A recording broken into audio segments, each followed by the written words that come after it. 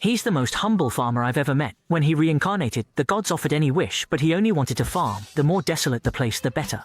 So, the gods immediately called the god of agriculture. After getting his consent, they first granted the protagonist a body immune to all diseases, then a versatile farm tool that could transform at will with imagination. He wouldn't feel tired no matter how hard he worked the land, and even the hardest soil or roots would turn incredibly soft after tilling. But this was no time for celebration, as the issues of water and food remained unsolved. Besides, this is another world, so encountering monsters isn't rare.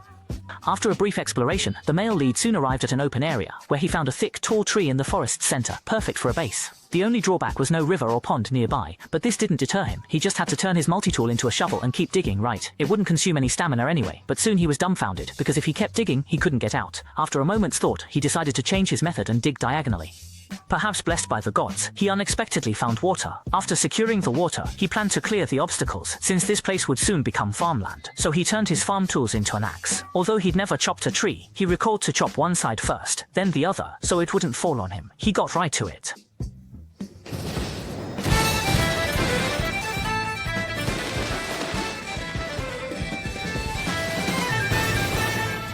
The male lead never imagined the god-given tool would be so terrifying, but since the tree's down, it wouldn't hurt to process it more with an axe.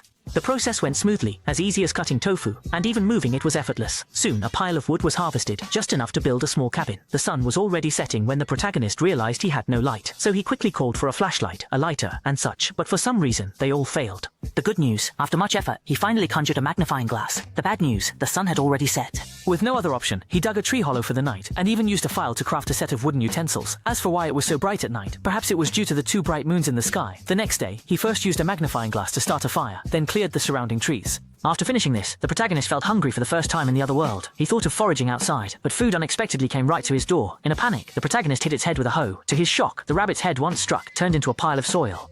Luckily, the other parts were edible. After eating their fill, defecation was unavoidable. The protagonist didn't hesitate, immediately built a toilet complete with storage, ventilation, and cleaning functions. However, when he actually used it, he realized he'd overlooked privacy, so he quickly added panels around it. Wow, the toilet was more elaborate than his sleeping place.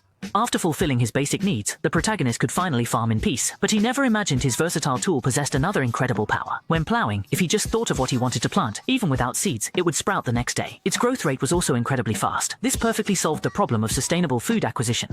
Then the male lead built a fence around it and dug a trench outside the fence. This not only prevented rabbits from destroying the crops, but also provided occasional protein. Several more days passed, and the male lead's shelter had taken shape, while his own house was also built. Although it looked no different from a toilet, it was still better than living in a tree hollow.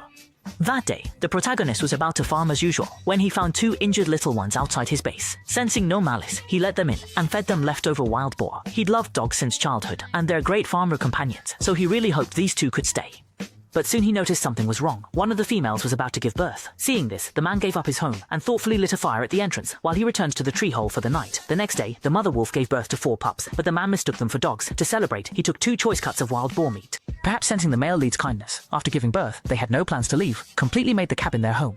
So the male lead built a new house right next door. He also gave names to all the dogs. The male was called Xiaohei, the female Xiaoshui, and the rest were named Xiaohei 1, 2, 3, 4. In the days that followed, everyone had their own duties. Xiaohei was in charge of hunting, Xiaoshui guarded the house and yard, while the male lead just planted and harvested crops. Though he lived a comfortable life in this other world, he still felt like something was missing.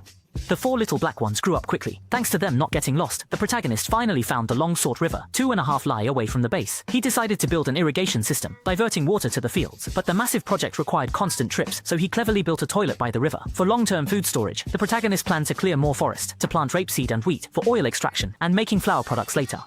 The farmland expanded into 2 separate areas. Winter arrived in a flash, and his clothes couldn't ward off the biting cold. He'd planned to use the giant rabbit's fur, but its scent was just too strong. As the protagonist prepared to stock firewood and food, intending to stay in his cabin by the fire, Xiaohei, using his wolf instincts, brought him a capable assistant.